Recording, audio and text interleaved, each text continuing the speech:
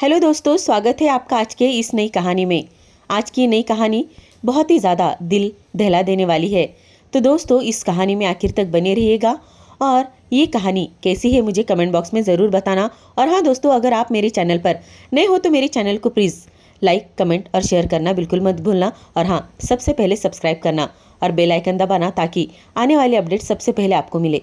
ज़्यादा देर नहीं करते हैं और कहानी की शुरुआत करते हैं। मेरा नाम कविता है। हम लोग मिडिल क्लास फैमिली से बिलोंग करते हैं। मेरे पापा एक ट्रक ड्राइवर है, माँ घर चलाती है। हम 3 भाई बहन हैं। मैं सबसे बड़ी हूँ और मेरे 2 छोटे भाई हैं। मेरे पापा वैसे तो मुझसे बहुत ज़्यादा प्यार करते थे, लेकिन मेरे दादा दादी थोड़े पुराने ख्यालातों के थे। उन्होंने मेरे पापा से कहा, अरे बेटी 14 साल की हो गई है, देख तो कितनी जवान लगने लगी है। और हमारे यहाँ पर लड़कियाँ थोड़ा ज़्यादा ही ब्याह करके जाती है। तू तो एक काम कर, अगर तेरे नज़र में कोई लड़का होगा तो जल्द से जल्द लड़का देख ले और इसकी शादी कर दे। मेरे पापा ने ये बात मेरी माँ को बताई, लेकिन मेरी माँ रोने लगी, कहने लगी, देखो जी, मैं भी तो बहुत छोटी थी जब मेरी शादी तुमसे हो गई थी, लेकिन मैं नहीं चाहती कि मेरी बेटी की तकदीर में वो सब कुछ आए। आप बहुत अच्छे थे, इसलिए आपने मुझे संभाल कर ले लिया, लेकिन पता नहीं हमारी बेटी का होने वाला पति कैसा होगा। इसलिए मैं चाहती हूँ जब मेरी बेटी समझदार हो जाए, जब 18 साल उसे पूरे हो जाए, तब हम उसकी शादी करवा कर देंगे। मेरे पापा मान गए, लेकिन फिर से दादा दादी ने मेरे पापा के ऊपर बहुत ज़्यादा जोर दिया कि बेटी जवान हो गई है, देख अब इसे ज़्यादा दिन घर में रखना अच्छी बात नहीं है। मेरे पापा मजबूर थे, क्योंकि अभी भी दादा दादी का ही हुक्म हमारे घर पे चलता था, क्योंकि अभी भी दादा दादी अच्छे खासे जवान थे और मेरे पापा भी बहुत जल्दी उनकी शादी हो चुकी थी। इसलिए मेरे पापा मम्मी को जल्दी ही बच्चे हो गए थे, इसलिए वो लोग भी काफ़ी ज़्यादा जवान थे। मेरे पापा ने मेरे लिए रिश्ता देखना शुरू कर दिया। मेरे पापा ने अपने ही एक दोस्त ड्राइवर के बेटे के साथ मेरी शादी तय कर दी। मैं बहुत रोई, चिल्लाई। मम्मी ने भी मेरे पापा को बहुत ज़्यादा समझाने की कोशिश की कि देखिए जी, ऐसा मत करो। आपने तो देखा है ना, हम लोग किस कदर इस उम्र से निकले हैं और कैसे कैसे करके हमने एक दूसरे को समझा है और तभी जाकर ये संसार यहाँ तक आया है। अभी भी हम एक दूसरे को ठीक से समझ नहीं पाते हैं। वैसे तो मेरे पापा 10 तक पढ़ाई कर चुके थे और मेरी माँ भी अच्छी खासी पढ़ी लिखी थी, इसलिए दोनों में अंडरस्टैंडिंग अच्छी थी। मेरी भी 10th हो चुकी थी, लेकिन फिर भी मेरे पापा का कहना था, जितनी ज़िद्दी लड़कियाँ अपने घर जाती है उतना उनका अच्छा होता है। मेरे पापा ने मेरा रिश्ता तय कर दिया और रिश्ता तय करते ही उन्होंने कहा, जल्द से जल्द हमें अपनी बहू को घर लेकर जाना है। मेरे पापा ने थोड़ी सी भी देरी नहीं की, शादी की तैयारी कर दी। माँ का तो बिल्कुल भी मन नहीं था कि मुझे विदा करके अपने घर भेजे, क्योंकि मैं अभी बहुत छोटी थी। कभी माँ ने मुझे चूल्हा चौका करने नहीं दिया था, कभी मुझे कुछ भी पता ही नहीं था, बस स्कूल से घर आना और कुछ झाड़ू पोछा वगैरह करना। लेकिन उसके अलावा कभी मैंने खाना बनाया नहीं था या मुझे ठीक से सजना संवरना कुछ भी पता नहीं था। हाँ, लेकिन मैं दिखने में बहुत ज़्यादा सुंदर थी, इतनी ज़्यादा सुंदर कि सुंदरता ने ही मेरे तकदीर पर कलंक पोंछ दिया। मेरे दादा दादी ने मेरी सुंदरता को देखते ही मेरी जल्द से जल्द शादी करने का फैसला कर लिया था और इस सुंदरता पे आज मुझे बहुत ज़्यादा गुस्सा आता है। और पता नहीं अब यही सुंदरता मेरा क्या हश्र करने वाली है, क्योंकि मैंने बार बार सुना था, जितनी सुंदर लड़की होती है उसके तकदीर में तकलीफ़ें कुछ ज़्यादा ही लिखी हुई होती है। इसलिए अब मुझे अपनी सुंदरता से घृणा होने लगी थी। मेरे पापा ने जल्द से जल्द शादी की तैयारी की और बड़े ही धूमधाम से मेरी शादी करवाकर मुझे विदा करके भेज दिया। मैं विदा होकर अपने घर आई। जब मैं अपने घर आई, मेरा स्वागत बड़े ही अच्छे तरीके से किया था। मुझे बहुत प्यार से घर में लाकर मेरे कमरे में बिठा दिया गया था और मेरी सासू माँ कमरे में आकर मुझे कहने लगी, देखो बेटा, ये तुम्हारा ही घर है, अब तुम्हें डरने की कोई ज़रूरत नहीं है, इसे तुम अपना ही घर समझो। तुम इस घर की बहू नहीं बल्कि बेटी हो। जैसी मेरी 2 बेटियां हैं ना, वैसे तुम तीसरी बेटी हो।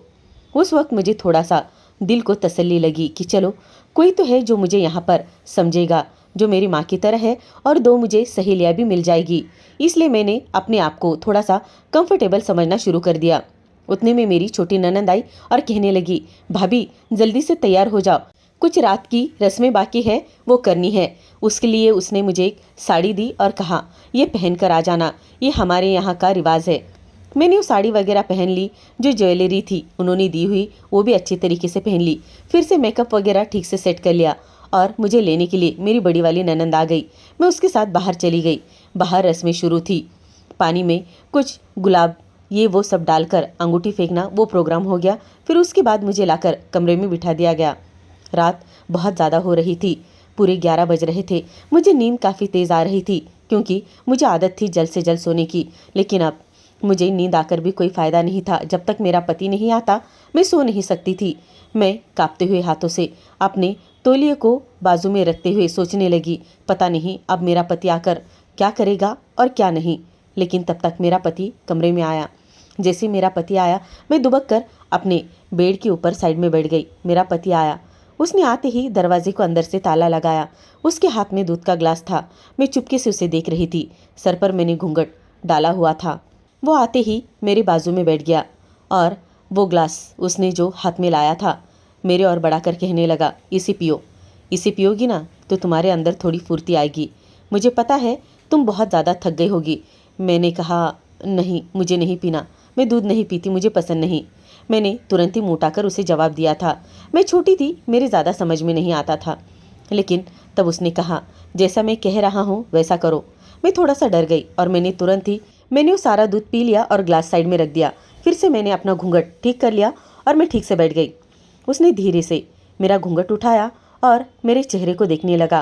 कहने लगा, वाकई तुम बहुत ही ज़्यादा खूबसूरत हो और तुम्हारी खूबसूरती इतनी ज़्यादा है कि मैं अब इसे छूने से भी डर रहा हूँ। वो मेरी तारीफ़ों पे तारीफ़ किए जा रहा था। मैंने धीरे से आँख उठाकर उसकी ओर देखा क्योंकि मैंने उसे अब तक नहीं देखा था। क्योंकि मेरे पापा ने कहा था लड़का अच्छा है, दिखने में अच्छा है, कमाता भी काफ़ी अच्छा है। इसलिए मैंने ज़्यादा उसके बारे में सोचा नहीं था और मुझे जो माँ बाप कहते हैं वही करना था। तो अगर मैं लड़के के लिए ना भी करती तो भी माँ बाप मेरी शादी उसके साथ करवा कर देते। इसलिए मैंने पहली बार उस लड़के का चेहरा देखा था। वो दिखने में तो काफ़ी ज़्यादा हैंडसम था।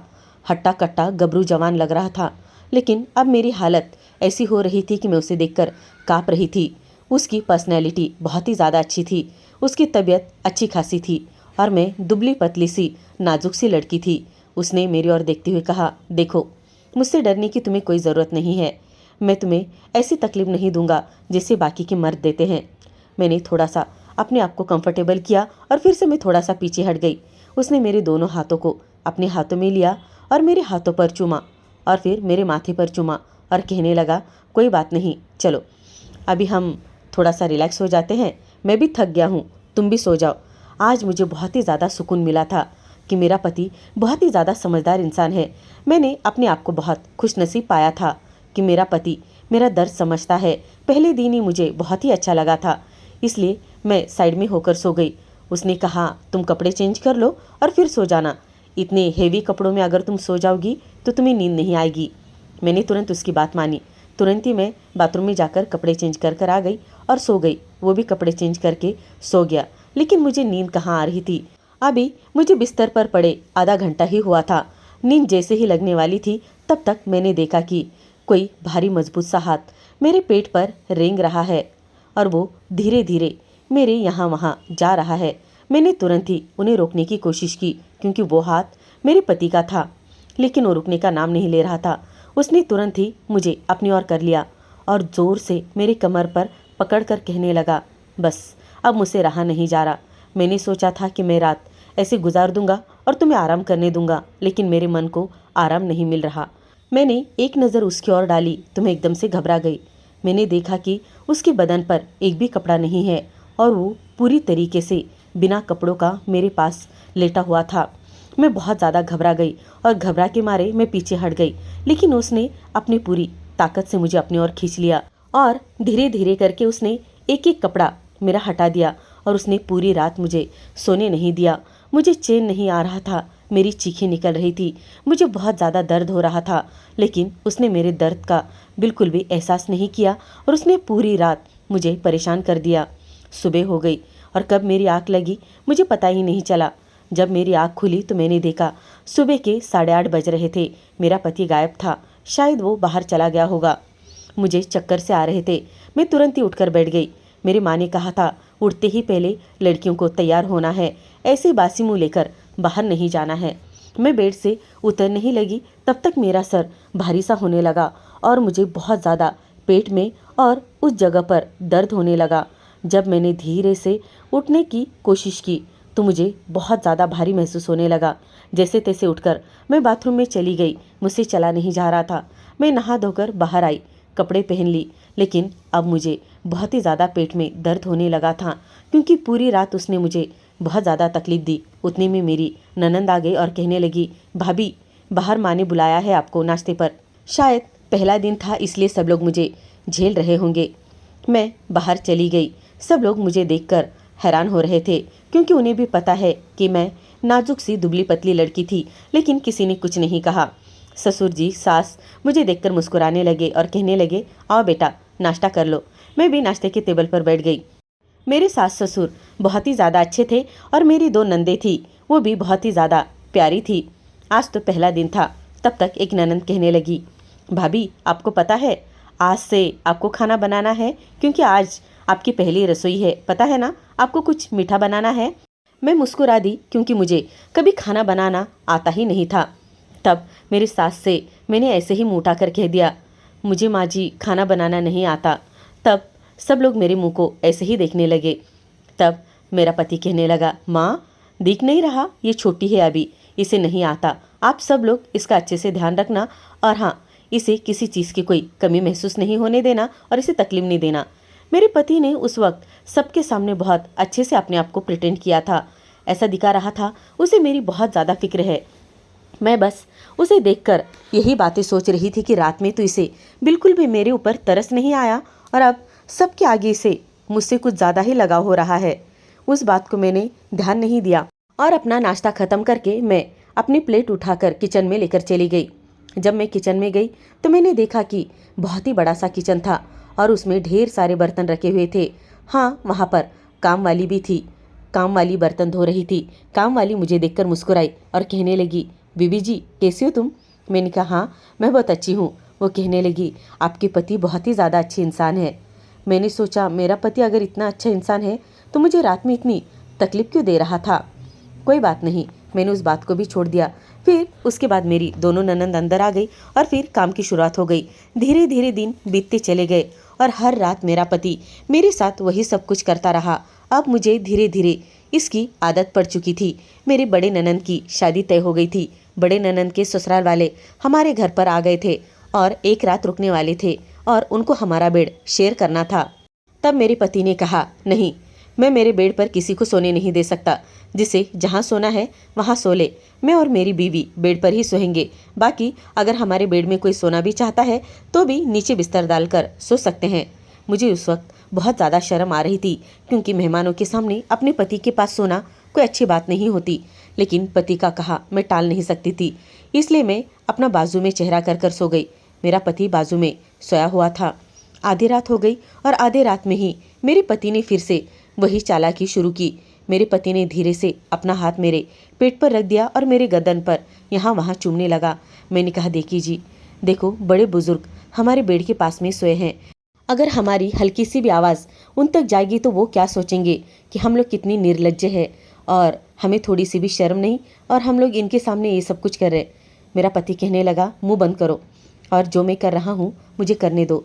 उसने यहाँ वहाँ नहीं देखा और उसने फिर से पूरी रात मेरे साथ वही सब कुछ किया। अब मेरे आँख से आंसू बहने लगे थे। मुझे बार बार यही डर लग रहा था कि कहीं उनमें से किसी ने उठकर देख लिया तो मेरी कितनी इज्जत चली जाएगी। हालांकि मेरी शादी को अब पूरे 2 साल बीत चुके थे, लेकिन अभी भी मेरा पति वही सब कुछ करता जो पहली रात में कर रहा था। अब मैं इन सब चीज़ों से बहुत ज़्यादा ऊब चुकी थी। मेहमान सुबह चले गए, सारा सब कुछ काम खत्म हो गया था और फिर मेरे ननंद की शादी का वक्त आ गया। मेरे ननंद की शादी हो गई और मेरी ननंद सादगी से चली गई। अब एक ननंद बची थी, उसका भी रिश्ता मेरे ससुर जी ने तय करके रख दिया था। उसका भी रिश्ता उसी ननंद के छोटे भाई के साथ तय हुआ था, लेकिन उनका मानना था एक मंडप में 2 शादी की जाए तो एक शादी खराब होती है। इसलिए मेरे ससुर ने कहा था कि मैं अपनी बेटी का कोई भी सत्यानाश नहीं देख सकता, इसलिए मैं मेरी बेटी की 1 साल बाद शादी करूंगा। देखते देखते दिन बीत गए और दूसरी ननंद की भी शादी हो गई। अब मैं अकेली रह गई, लेकिन तब तक मुझे एक बच्चा हो गया था। मुझे अब ज़्यादा अपने पति के लिए वक्त नहीं मिल रहा था। वैसे तो मेरे बच्चे को मेरी सास ही सब कुछ देखती, उसको नहलाना, उसको खाना वगैरह खिलाना, क्योंकि वो दादी के बिना रहता ही नहीं था और मैं सारे घर के काम करती। खाना बनाना, यहाँ वहाँ का सारा काम मैं ही देखती, बाहर बैंकों का वगैरह। मेरे ससुर जी ने मुझे सारी भागदौड़ सिखाई हुई थी। एक दिन मेरे ससुर जी कहने लगे, मैं और तुम्हारी सासू माँ बाहर जा रहे हैं। मुझे उस दिन बहुत ही ज़्यादा बुरा लगा था, क्योंकि मेरा सहारा बस मेरे सास ससुर थे। क्योंकि मेरा पति जितना ज़्यादा मेरी ऊपर ऊपर से केयर करता, उतना ज़्यादा रात में मुझे तकलीफ देता। मुझे अभी भी रात होते ही ऐसे लगता कि ये रात बिल्कुल ना आए और मेरा पति मेरे पास बिल्कुल ना आए। हर रात मेरे पति को कोई तो काम आए और मेरा पति काम धंधे पर लग जाए, क्योंकि मेरे पति में अभी भी वही जोश था। हमारी शादी को पूरे 4 साल बीत चुके थे, लेकिन इन 4 सालों में मेरे पति ने एक भी रात मुझे चैन से सोने नहीं दिया था। और जिस दिन छुट्टी रहती, उस दिन अगर दोपहर में उसे मैं थोड़ी सी भी आराम करते हुए दिखाई दूँ तो फिर से वही चीज़ें वो मेरे साथ करता। अब मुझे मेरे पति से बहुत ज़्यादा चिढ़ होने लगी थी, क्योंकि एक तो दिन भर घर के काम करो और बच्चे का देखो, और ऊपर से रात में पति की भी ये हरकतें सहन करो। हर औरत चाहती है कि प्यार से उसका पति प्यार करे, लेकिन मेरा पति हर रात बस उसके अरमान पूरे करता और मेरे साथ जोर ज़बरदस्ती करता। मैंने एक दिन तंग आकर मेरे सास से कहा, माँ जी, मैं ना कुछ दिनों के लिए अपने माँ के घर जाना चाहती हूँ। पता नहीं क्यों मुझे थोड़ा अच्छा नहीं लग रहा और मेरी माँ का फ़ोन आया था। मेरी माँ की तबीयत थोड़ी ख़राब है। सासू माँ कहने लगी, क्यों नहीं बेटा, तू चली जा। वैसे भी अभी बच्चा छोटा है, तब तक तू जा सकती है। जब बच्चे बड़े हो जाएंगे तब उनका स्कूल कॉलेज ये वो लगा रहता है और फिर तू जा नहीं पाएगी। मेरी सासू माँ बहुत अच्छी थी। मेरी सासू माँ अच्छी क्यों नहीं रहती? मैं सुबह सवेरे जल्दी उठकर सारा घर का काम करती। मेरी सासू माँ को मैंने जब से शादी हुई थी तब से ना खाना बनाने दिया था और ना ही कुछ, इसलिए मेरी सासू माँ भी कभी मुझे उफ तक नहीं कहती, क्योंकि मैंने वो मौका ही नहीं दिया था। लेकिन अब 1 महीने के लिए मुझे मेरे माँ के वहाँ जाना था। सासू माँ ने मुस्कुराते हुए कहा, हाँ बेटा तू चली जा, लेकिन एक बार अपने पति से पूछ ले। मैंने अपने पति को कॉल किया और कहा, मेरी माँ थोड़ी सी बीमार है, क्या मैं माँ के वहाँ चली जाऊँ? मेरे पति ने तुरंत इनकार कर दिया और कहने लगा, ठीक है, तेरी माँ बीमार है ना, मैं भी तेरे साथ चलता हूँ। मैं भी तेरे साथ आऊँगा, तेरी माँ को देखूँगा, 2 दिन हम रहेंगे और वापस आएंगे। मैंने कहा, नहीं जी, मुझे मेरे माँ के वहाँ कुछ दिन रहना है। मेरा पति गुस्सा हो गया और कहने लगा, अगर तुम चली जाओगी तो मेरा क्या होगा? हाँ, और बच्चा रहेगा अपना वहाँ पर तुम्हारे माँ के वहाँ? उनका घर इतना छोटा सा है और उसे एडजस्टमेंट होगा। मैंने कहा, सुनो, वो मेरी माँ का घर है और जैसे भी हो वो मेरी माँ है। मेरे बच्चे को बहुत प्यार करेंगे और हमारे बच्चे को आदत भी तो होनी चाहिए कि हर जगह पर एडजस्ट करने की। मेरा पति कहने लगा, अभी फ़ोन रखो, मैं तुम्हें बाद में फ़ोन करता हूँ। शाम में पति घर आया और आते ही कहने लगा, बताओ क्या बात है? मैंने कहा, जी मुझे माँ के घर जाना है और मैं चाहती हूँ थोड़ा सा 4-5 दिन रहकर आ जाऊँ। मेरा पति गुस्से में तिल मिलाया और कहने लगा, तुम्हें पता है ना? मैंने कहा, हाँ मुझे पता है सब कुछ, क्या आप क्या कहना चाहते हो? मेरा पति कहने लगा, तैयार हो जाओ, अभी चलते हैं। मैंने कहा, नहीं हम सुबह चलते हैं। मेरा पति कहने लगा, कहा ना मैंने, अभी ही चलते हैं। हमारा खाना वाना हो गया। मैंने मेरे माँ के लिए कुछ खाना भी बनवा कर ले लिया था, क्योंकि मेरी माँ को लगता था कि अभी भी मुझे खाना बनाना ठीक से नहीं आता। लेकिन आज मैंने मेरे माँ के लिए खुद अपने हाथों से खाना बना लिया। माँ को कहा, माँ हम आ रहे हैं, कुछ मत बनाना। माँ फिर भी कहने लगी, नहीं बेटा, दामाद जी आ रहे हैं, मैं कुछ बना के रखती हूँ। मेरे माँ ने हमारे लिए ढेर सारा खाना बना कर रख दिया था। हम 2 घंटे में ही वहाँ पर पहुँच गए थे। मेरी दोनों बहनें और मेरे घर के सारे लोग बहुत ज़्यादा खुश हो गए थे। मैं भी मेरी माँ को देखकर बहुत ज़्यादा खुश हो गई थी, लेकिन मेरा पति साथ में था। मैं अपनी खुशी ज़्यादा जाहिर नहीं कर सकती थी। 2 दिन जैसे तैसे बीत गए, लेकिन इन 2 दिनों में भी मेरे पति ने साफ कह दिया था, हम दोनों के लिए अलग कमरा चाहिए और हम वहीं पर सोएंगे। मुझे और मेरे पति को मेरे माँ ने 2-3 दिन के लिए अलग से कमरा दिया था। वहाँ पर भी मेरे पति ने मेरा हाल बेहाल कर दिया था और मुझे अब तकलीफ़ होने लगी थी। अब मैं दोबारा प्रेग्नेंट थी और देखते देखते दिन यूं ही चले गए और मैं फिर से और एक बच्चे की माँ बन गई। धीरे धीरे दिन बीतते चले गए और यही सब कुछ चलता रहा। कुछ सालों बाद मेरे दोनों बच्चे अच्छे खासे बड़े हो गए। एक 10th में चला गया और एक 9th में चला गया। अब हमारी शादी को काफ़ी ज़्यादा वक्त बीत गया था। मेरे ससुर जी का इंतकाल भी हो गया था। मेरी सासू माँ भी अब थोड़ा बहुत चलने में फिरने में उसको तकलीफ़ होती, इसलिए वो एक जगह पर ही बैठा करती। अब मुझे इन सब चीज़ों की आदत पड़ चुकी थी, लेकिन मेरा शरीर अब साथ नहीं दे रहा था, क्योंकि मेरे शरीर में दर्द होने लगा था। और मैं जब भी मेरे पति को कहती कि मेरे शरीर में दर्द हो रहा है, उस दिन मेरा पति थोड़ा बहुत एक ही वक्त का काम करता और फिर मुझसे दूर हो जाता। उसने जब 4 वक्त का काम किया था तब, अब उसने वो काम 1 वक्त पर लाकर छोड़ दिया था। अब मेरी जान थोड़ी बहुत हल्की हल्की सी लगने लगी थी। मुझसे अब सहा नहीं जाता। अब मेरे बच्चे, कोई 15 साल का था तो कोई 18 साल का था। अब देखते देखते दिन ऐसे ही गुजर गए। मेरा लड़का पूरा 21 साल का हो गया और मेरी लड़की 19 साल की हो गई। अब मैं अपने पति को बार बार कहती कि देखो जी, ये सारी चीज़ें अच्छी नहीं लगती, लेकिन फिर भी आज भी मेरा पति वही सब कुछ करता, क्योंकि हमारी शादी बहुत जल्दी हो चुकी थी और हमारे बच्चे इतना बड़े होने के बावजूद भी हमारी उम्र दिखाई नहीं देती। लेकिन औरत जितना ज़्यादा रोज़ घर के काम करके ये सब कुछ करती है, उसके कमर में दर्द, पैर में दर्द, सर में दर्द होने लगता है। और जैसे ही मेरा पति पास में आता, अब मुझे उससे घिन भी आने लगी थी और मेरे पति से मुझे चिढ़ भी होने लगी थी। मैं मेरे पति का सहन नहीं कर सकती थी। एक दिन मैंने मेरे पति से बहुत ज़्यादा झगड़ा किया और उसे कहा, देखो मुझे सब कुछ अच्छा नहीं लगता, आज के बाद तुम मुझे हाथ नहीं लगाओगे। अगर तुम्हें इतना ही शौक है ये सब कुछ करने का तो आप एक काम करो, आप दूसरी शादी कर लो, मैं अपने बच्चों के साथ रह लूँगी। मेरे पति ने एक जोरदार थप्पड़ मेरे मुंह पर मारा और कहने लगा, अच्छा, उम्र की 40 साल बीत गए और अब तुम्हें मुझसे तलाक लेना है? क्या हुआ, तुम्हें कोई और मिल गया है क्या? मैंने कहा, नहीं, मुझे यही तो नहीं चाहिए, ना तुझसे कुछ और चाहिए ना किसी और से मुझे कुछ और चाहिए। बस अब मैं थक चुकी हूँ, मुझे किसी से भी कुछ नहीं चाहिए। पति मुस्कुराकर कहने लगा, मुझे पता है कोई और मिल गया होगा। मैंने कहा, ठीक है, अगर तुम्हें ऐसा लगता है तो मुझे तलाक दे दो, मैं बस तलाक लेकर यहाँ से जाना चाहती हूँ, अब मुझसे बर्दाश्त नहीं होता।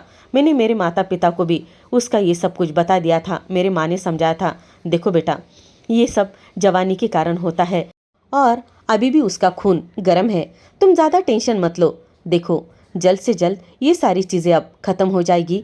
तुम्हारी उम्र देखो कितनी हो गई है, उसकी उम्र देखो कितनी हो गई है, तुम दोनों भी इतने ज़्यादा बड़े हो गए हो और अब ये सारी चीज़ों के लिए अगर तुम तलाक लोगे तो दुनिया क्या कहेगी। मैंने मेरे माँ से कहा, नहीं माँ, मुझे बस तलाक चाहिए। और मेरे पापा उस दिन घर आ गए। मेरे पापा की काफ़ी ज़्यादा उम्र हो चुकी थी। मेरे पापा ने मेरे पति को समझाने की बहुत कोशिश की, बेटा अभी तो ठीक से रहो, ये तुम्हारी उम्र झगड़ा करके तलाक लेने की नहीं है। अब तुम्हारा बेटा शादी को आ जाएगा, कुछ दिनों में तुम्हारे बेटे की शादी करनी पड़ेगी। बेटी तुम्हारी 19 साल की है, उसकी शादी का देखो। और तुम लोग ये सारी चीज़ें क्यों, तुम्हें समझ में आ रहा है तुम्हारे घर में क्या चल रहा है? मेरे पति ने मेरे बाबा से बहुत अच्छी तरीके से बात की और कहा, ठीक है, मैं इसके ऊपर थोड़ा सा सोच विचार करूँगा। मेरे बाबा खुशी खुशी चले गए, लेकिन फिर से रात में उसने वही सब कुछ किया। ज़बरदस्ती से मुझे अपनी बाहों में भर लिया और ज़बरदस्ती मेरे साथ वो सब कुछ करने लगा। मेरा पति मेरे पास बार बार आता, इसलिए मैंने 2-2 दिन तक नहाना तक बंद किया। लेकिन मेरे पति को उससे भी कोई फ़र्क नहीं पड़ता। बस मेरे पति को उसके काम से मतलब था। मैं रात दिन भगवान से प्रार्थना करती कि भगवान मेरे पति की जवानी उतार दे और मेरे पति को राहत दे कि वो कभी भी मेरे साथ ये सब कुछ ना करे। लेकिन मेरे पति ने बिल्कुल भी मुझे चैन से जीने नहीं दिया था। और ये बात अब मैं अपनी माँ को भी बार बार बता नहीं सकती थी, ना ही मेरी बेटी को बता सकती थी और ना ही बेटे को। मेरे बच्चे क्या समझेंगे, इसलिए अब हर रात मैं अपने पति से झगड़ा करने लगी थी और रोज़ मैं उसे कहती, मुझे बस तलाक चाहिए। मेरा पति कहता, कहाँ जाएगी, अब इस उम्र में कहाँ दर दर की ठोकरें खाएगी, रह ले। मेरे पति को लगता था कि मैं कभी उसे छोड़कर जाऊंगी ही नहीं, लेकिन अब मुझसे बर्दाश्त नहीं हो रहा था। मैंने मेरे बच्चों को भी कहा, बच्चों मुझे अब यहाँ पर नहीं रहना है। बच्चे समझ नहीं पा रहे थे कि मैं उनसे क्या कहना चाहती हूँ, क्योंकि कभी मैंने बच्चों के सामने अपनी तकलीफ़ जाहिर ही नहीं की थी। मैंने मेरे बच्चों से कहा, मैं कहीं और जाना चाहती हूँ, मैं नाना नानी के घर जाना चाहती हूँ। मेरी लड़की कहने लगी, ठीक है माँ, तू चली जा, मैं घर संभाल लूँगी। मेरी लड़की बहुत ज़्यादा समझदार थी। मैंने मेरी लड़की को कहा, ठीक है, अपने पापा का, अपने भाई का ध्यान रखना। और मैं मेरे पति को बिना बताए अपने माँ के घर चली गई। जिस दिन मैं अपने माँ के घर चली गई, उस दिन मेरा पति शाम में घर आया और मुझे घर में ना पाकर बहुत ज़्यादा तिलमिला उठा और उतने रात में मेरे घर चला आया। मेरे घर आने के बाद मेरे माँ ने उसे बहुत ज़्यादा डांट लगाई और कहने लगी, तुम्हें शर्म आनी चाहिए दामाद जी, अपनी उम्र देखो, अब ये उम्र में ये सब कुछ शोभा देता है। तब मेरी माँ ने बहुत ज़्यादा खरी खोटी सुनाई, लेकिन मेरे पति को उसे किससे भी मतलब नहीं था। मेरे पति ने कहा, ठीक है, अगर तुम्हारी बेटी यहाँ पर रहना चाहती है तो मैं उसे यहाँ पर रहने दूंगा, लेकिन मैं भी उसके साथ यहीं पर रहूँगा। मुझे मेरे पति से छुटकारा चाहिए था, इसलिए मैंने मेरे माँ से कहा, अगर पति मेरा यहाँ पर रहेगा तो मैं अपनी जान दे दूँगी। माँ ने बहुत ज़्यादा उसे समझाने की कोशिश की, लेकिन वो मान ही नहीं रहा था। बहुत देर तक झगड़ा होने के बाद मेरे पति ने मेरे पाँव में पड़कर माफ़ी मांगी और कहने लगा, प्लीज़ मुझे माफ़ कर दो कविता। मैं समझ रहा हूँ कि तुम मुझसे कितनी ज़्यादा परेशान हो, लेकिन मैं अपने आप को थोड़ा बहुत संभालने की कोशिश करूँगा, लेकिन ऐसा मुझे अकेला मत छोड़ो। अब इस उम्र में मैं तुम्हारे बिना नहीं रह सकता। मेरा पति वैसे तो बहुत अच्छा था, मेरा बहुत ज़्यादा ध्यान रखता था, बस उसकी एक ही दिक्कत थी कि उसे हर रात अपनी बीवी चाहिए थी। मेरे माँ ने बहुत ज़्यादा समझा बुझाकर मुझे और मेरे पति को उसी रात घर भेज दिया। मैं अपने घर चली आई। मेरे दोनों बच्चे मुझे देखकर बहुत ज़्यादा खुश हो गए। मेरी लड़की कहने लगी, क्या हुआ माँ, तुम तो 2-3 दिन के लिए चली गई थी ना। मैंने कहा, कुछ नहीं बेटा, बस तुम्हारे पापा आ गए ना, तुम्हारे पापा को मेरी ज़रूरत है। तब उस दिन मेरे पति ने मुझसे वादा लिया था, कविता मैं तुम्हें कभी तकलीफ नहीं दूंगा। हाँ, लेकिन तुमसे ये नहीं कह सकता कि मैं तुम्हारे साथ वो सब कुछ नहीं कर सकता, क्योंकि मुझे तुम्हारे बिना रहा ही नहीं जाता। हाँ, लेकिन मैं पूरी कोशिश करूँगा कि जितना हो सके मैं अपने आप पर कंट्रोल करूँ। उस रात मेरे पति ने मुझे छुआ नहीं। अब धीरे धीरे मेरा पति अपनी आदतें चेंज कर रहा था। अब जो रोज़ हो रहा था वो एक दिन छोड़कर होने लगा। धीरे धीरे दिन बीतने लगे और मेरा पति अब 2 दिन में 3 दिन में एक बार करता था, यानी कि 8 दिन में हमारा 2 से 3 बार हो जाता था। अब मेरे जान को सुकून मिल रहा था। अब मेरी बेटी की शादी हो गई। मेरे बेटे की शादी हो गई। मेरी बहुरानी बनकर एक बहुत ही खूबसूरत सी लड़की मेरे घर आई। मेरा बेटा न्यूरोसर्जन है और मेरे घर में अब सब तरफ सुख शांति है और अब मैं मेरे पति के साथ बहुत ज़्यादा खुश हूँ। मैं अपनी सहेलियों से बस यही कहना चाहती हूँ कि जितना हो सके उतना अपने पति को खुश रखो और अपने पति को समझाने की भी कोशिश करो। और मैं अपने हर दोस्त से ये कहना चाहूँगी कि अपनी पत्नी की तकलीफ़ समझा करो। बस अपनी हवस पूरी करने के लिए अपनी पत्नी पर टूट कर मत पड़ो। उसे देखो कि उसे दर्द होता है, अपनी उम्र देखो, उसकी उम्र देखो और उसका बस दर्द समझने की कोशिश करो। तो दोस्तों, उम्मीद करती हूँ आपको हमारी ये कहानी पसंद आई होगी। कहानी पसंद आई हो तो वीडियो को लाइक करें, चैनल पर नए हो तो चैनल को सब्सक्राइब करें और हाँ दोस्तों, बेल आइकन दबाना बिल्कुल भी ना भूलें ताकि आने वाली अपडेट सबसे पहले आपको मिले। मुझे प्लीज़ कमेंट बॉक्स में बताना कि आपकी राय क्या है और जो कुछ भी मेरे साथ हुआ वो किस किस के साथ होता है, सही था या गलत था। कहानी सुनने के लिए आपका बहुत बहुत धन्यवाद दोस्तों।